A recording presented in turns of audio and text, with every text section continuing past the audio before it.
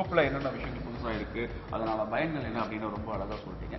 இப்போ அடுத்த வாகனத்தோட உட்புறம் தாராளமா இன்டீரியர் பத்தி தாராளமா வெளியே இருந்து பார்க்கும்போது எப்படி ஒரு லக்ஸரி கார்ஸ் ஏற்ற மாதிரி வடிவமைப்பு இருக்கும், இதோட உட்புறமும் அந்த அளவுக்கு ஏற்ற மாதிரி இருக்கும்னு சொல்லியிருக்காரு. பார்க்கலாம்.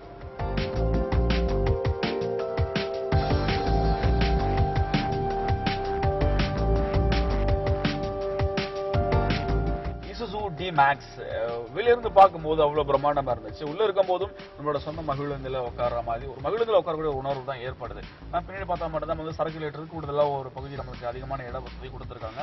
இப்போ உட்புறம் என்ன விஷயங்கள் இருக்கு, இல்லை என்னென்னலாம் மேம்படுத்த முடியும், நம்மளுக்கு எப்படி தேவையோ அதுக்கேற்ற மாதிரி வாகனத்தை வடிவமைக்க முடியும் அப்படின்னு குணசேகர் சொல்லியிருக்காரு. அவர்கிட்ட கேட்கலாம்.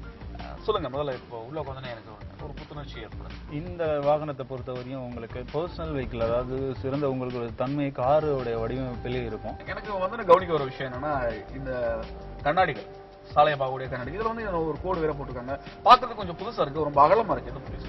இந்த இதை பொறுத்தவரையும் உங்களுக்கு மற்ற வாகனத்துக்கும் இந்த வாகனத்துக்கும் உள்ள வித்தியாசம், இந்த கண்ணாடியை பொறுத்தவரையும் எல்லாத்துக்குமே உங்களுக்கு வந்து அட்ஜஸ்ட்மெண்ட் தனியாக கொடுத்துருப்பாங்க. முன்னோக்கி வருவதற்கும் டேக்கும் நைட்டுக்கும் செப்பரேட்டா உங்களுக்கு கொடுத்துருப்பாங்க. பட் இந்த வாகனத்துல இதோட ஸ்பெஷாலிட்டி அந்த கோடு வந்து உங்களுக்கு மிக அருகாமையிலையும் ரொம்ப தொலைவிலையும் ரெண்டுத்துலயுமே உங்களுக்கு வந்து டே நைட் மிரரா உங்களுக்கு காட்டும்.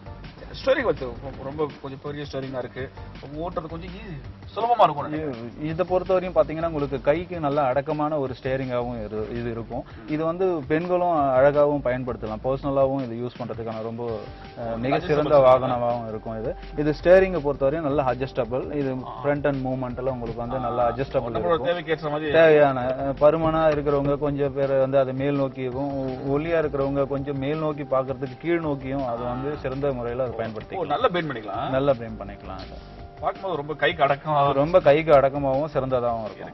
இப்போ அடுத்து இந்த டேஷ்போர்டு, இதுல என்ன இந்த டேஷ்போர்டை பொறுத்தவரையும் உங்களுக்கு மற்ற வெஹிக்கிள்லையும் இந்த இதுலயும் பாத்தீங்கன்னா வெவ்வேறான விஷயங்கள். இதுல 220 ஸ்பீடு அதுக்கான இது கொடுத்துருப்பாங்க. ஆனாலும் இதுல வந்து 175 கிலோமீட்டர் ஸ்பீட்ல இந்த வாகனங்கள் செல்லும்.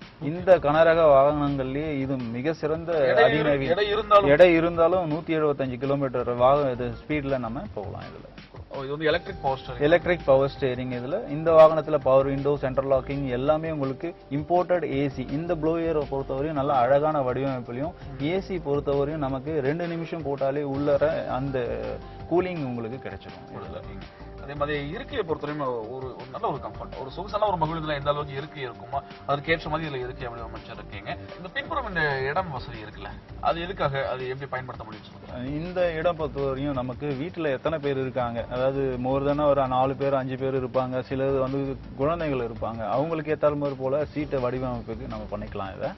இந்த சீட்டு முன்புற இருக்கையை வந்து பாத்தீங்கன்னா அது முன்னாடி இழுத்து உள்ளர அமர்றது வசதி, ஃபோல்டபிள் சொல்லலாம், அந்த மாதிரி இருக்கை வசதி உள்ள இந்த சீட்டை நம்ம அமைச்சிக்கலாம். முன்புறமோ இல்ல பின்புறமோ பெஞ்ச் மாதிரியான சீட்டும் இதுல அமைச்சிக்கலாம். நம்மளோட தேவைக்கேற்ற மாதிரி மாற்றி அமைக்க முடியும். அதுக்கப்புறம் இந்த மாதிரி ஒரு கனரக வாகனம் இருக்கு அப்படின்னா அதோட அந்த கியர் ஷிஃப்டிங் அப்படின்றது கொஞ்சம் கடினமா இருக்கும், எல்லாம் ரொம்ப கஷ்டப்படுவாங்க. இதோட இந்த கியர் ஷிஃப்டிங் பார்த்தீங்கன்னா ரொம்ப சாஃப்ட், ரொம்ப ஒரு மென்மையா இருக்கு, பார்க்கும்போது தெரியுது. அதை பத்தி சொல்லுங்க. இதுக்கு முன்னாடி நான் சொல்லியிருந்தேன் பெண்களும் இந்த வாகனத்தை வந்து யூஸ் பண்ணலாம், உபயோகிக்கலாம்னு சொல்லியிருந்தேன். ஸோ எதுக்காகன்னு சொன்னா இதுல டயோஃபார்ம் கிளட்ச் அப்படின்னு சொல்லி ஒரு வகையான ஒரு மாடிஃபிகேஷன் இதுல யூஸ் பண்றாங்க. அந்த வகையான இதுல இருக்கிறதுனால ரொம்ப சாஃப்ட் அண்ட் ஸ்மூத்னஸாகவும் இந்த கியர் பெண்களுக்கானது உறுதியாகவும் ஓட்டுறதுக்கான வசதியாகவும் இந்த இது அமையும். இந்த இட வசதி எல்லாம் பார்க்கும்போது ரொம்ப புதுசாக தான் இருக்கு. இப்போ அடுத்து நம்ம இதை பத்தி நம்ம தெரிஞ்சுக்க போறோம். நம்ம வந்து இதுக்கு பின்னாடி எந்த அளவுக்கு சக்தி யூஸ் பண்ணலாம், அதாவது லோடை எந்த அளவுக்கு யூஸ் பண்ணலாம், நமக்கு இட அமைப்பு எந்த அளவுக்கு இருக்கு, ஸோ இதோட டயரோட பராமரிப்பு எந்த அளவுக்கு இருக்கு, அது அந்த பத்தி எல்லாமே நம்ம வந்து இன்னும் அதிகப்படியா தெரிஞ்சுக்கலாம்.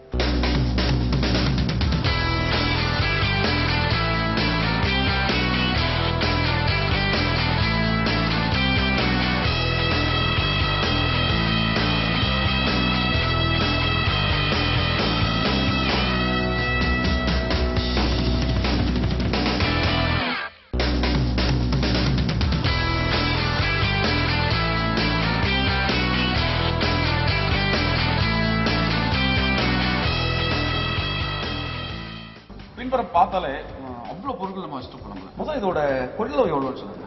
இதோட கொள்ளளவு பாத்தீங்கன்னா 1150 கிலோகிராம் சொல்லுவாங்க. இது வந்து ஆர்டிஓவில் பாசிங்காக நம்ம வச்சுருக்கோம். ஸோ இந்த இது வந்து மேக்ஸிமம் இன்னும் அதிகப்படியான லோடை நம்ம ஏற்றலாம். அதிகப்படியான பொருட்களை இதில் வந்து சந்தைக்கோ இல்லை மற்ற இடத்துங்களுக்கோ இது வாகனங்களில் பராமரிக்கிறதுக்கு இன்னும் ஜாஸ்தியாகவும் ஏற்றிட்டு போகலாம். ஸோ அந்த வகையில் உங்களுக்கு இதில் 2 டன்னுலேருந்து 2.5 டன் 2500 கேஜி வரையும் நீங்கள் இதில் ஏற்றலாம். அப்ப எவ்வளவு இடம் இருந்தாலும் அந்த வேகத்துல சரியான ஒரு வேகத்துல இந்த வேகம் வந்து சீரான வேகத்தில் இது செல்லும். ஸோ அந்த அளவுக்கு வந்து இதுக்கு ஒரு பவர்ஃபுல்லான ஒரு என்ஜினும், இதோட வடிவமைப்பு பார்த்தீங்கன்னா டார்க்குன்னு சொல்லுவாங்க. அந்த 294 டார்க் உள்ள வாகனம் இது. இசுசு டி-மேக்ஸ் இதோட மொத்த நீளம் எவ்வளவு? இதோட மொத்த நீளமும் 5070 mm. ஸோ இதோட பிரெத் வந்து பார்த்தீங்கன்னா அதோட அகலம் சொல்லுவாங்க 1670 mm இதோட அகலம். இப்ப இந்த பொருள் வைக்கக்கூடிய இந்த இடங்கள் இருக்கு பாத்தீங்கன்னா, இதோட நீளம் எவ்வளவு? இதோட நீளம் பார்த்தீங்கன்னா மற்ற வாகனத்துக்கும் இதுக்குள்ள ஒரு தனி ஒரு வித்தியாசம் பார்த்தீங்கன்னா இதோட நீளமே 6 அடி வரும். இந்த 6 அடி நீளம்ன்றது அதிகப்படியான மற்ற வண்டியோட இது கம்பேரிசன் பண்ணும்போது அதிகப்படியான ஒரு நீளம். இதில் அதிகப்படியான பொருட்களை இதில் ஏற்றிட்டு போகலாம். இதோட அகலம் 5.5 அடி வரும்.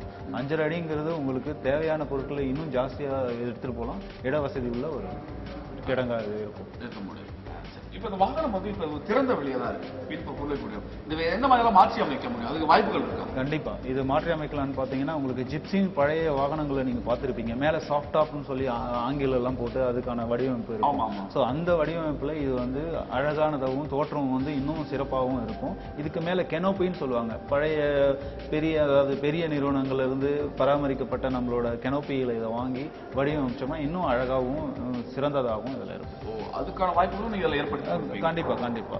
நம்மளுக்கு எப்படி தேவைப்பட்டாலும் அதுக்கு ஏற்ற மாதிரி. ஆமா அடிஷனல் இதுக்கான இட வசதியும் இது மேல இருக்கிற கெனபி போட்டோம்னா இதுல காஸ்ட் தான் வித்தியாசம். மற்றபடியானது எல்லாமே இதுல கிடைக்கும். இப்போ இது அதிகபட்சமா ஒரு 2.5 டன் 2500 கிலோ வரையும் நீங்க ஏற்றிட்டு போகலாம் நீங்க சொன்னீங்க. இப்போ வந்து சமதள சாலைனா ஒன்றும் பிரச்சனை கிடையாது. இப்போ ஒரு மலைப்பாங்கான ஒரு இடத்துல போறோம் அப்படின்னா அங்கேயும் கண்டிப்பா இது என்னன்னா இது டர்போ என்ஜினை பொறுத்தவரையும் 2500 கிலோ அதாவது 2500 சிசி கியூபிக் கெப்பாசிட்டின்னு சொல்லுவாங்க. அந்த என்ஜினை பொருத்தப்பட்ட வாகனம் 134 பிஹெச்பி.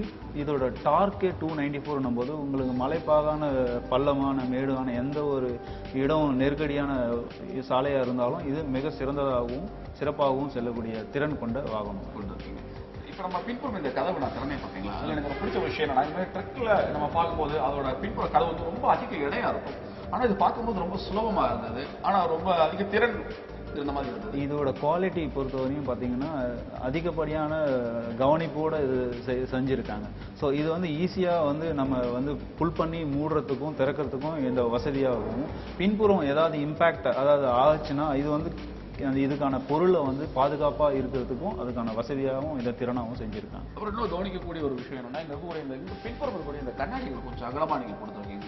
இதுக்கான காரணம் இது எதுக்கு கொடுத்துருக்கீங்க? இது ஒரு அழகான வடிவமைப்பு உள்ள கண்ணாடி. இது முன்புறம் உள்ளர உட்கார்ந்து இருக்கிறவங்க இட வசதிக்காகவும் அவங்க மோர் தென் விசிபிலிட்டி வெளியே பார்த்து அவங்க ரசிக்கிறதுக்காகவும் அது கொடுத்துருக்கோம். இது ஈஸியாக வாகனம் பின்னோக்கி வர்றதா இருந்தாலும் உங்களுக்கு விசிபிலிட்டி ஈஸியாக காட்டும். அழகான ஒரு வடிவமைப்புள்ள ஒரு தோட்டம். எல்லாமே 2 வகையான நன்மை, 2 வகையான நன்மைகள் இருக்கு. ஏன்னா ஒரு சின்னதா நம்ம ஒரு திறப்பு கொடுத்துருந்தோம்னா பார்க்கறதுக்கு ரொம்ப கடினமா இருக்கும். இல்ல வாகனத்தை பின்னோக்கி நகர்த்தும் போது கூட ஒரு கஷ்டம் இருக்கும். கண்டிப்பா. ஆனா இதுல அந்த ஒரு பிரச்சனையே கிடையாது. இருக்காது. இப்ப நம்ம பொருளை இப்ப திறந்த வெளியில அமைக்கிறோம் அப்படின்னா இதுக்கான பாதுகாப்புன்னு ஒரு விஷயம் இருக்குல்ல, அதை பத்தி சொல்லுங்க. இந்த பாதுகாப்பான வசதியை பார்த்தீங்கன்னா உங்களுக்கு கெனோப்பின்னு நான் சொல்லியிருந்தேன். முழுமையா இதை வந்து க்ளோஸ் செஞ்சு அதை மூடி எடுத்துட்டு போறதுக்கான அதுக்கான அடிஷனல் ஆக்சசரிஸா பண்ணிக்கலாம். இதுல ஹுக்குன்னு சொல்லுவாங்க. 4 பக்கமும் உங்களுக்கு கொக்கிகள் கொடுத்துருக்கோம். இந்த கொக்கிகள் மூலமா நீங்க வந்து கயிறோ இல்ல மற்ற வகையான சேஃப்டி ஃபீச்சர்ஸ் நம்ம யூஸ் பண்ணி டேப்போ போட்டு அடைச்சி இந்த பொருட்களை சேஃப்டியா எடுத்துட்டு போகலாம். அது ரொம்ப எளிமையா இருக்கும். எளிமையா கையாளுவதற்கும் ரொம்ப எளிமையான வாகும்.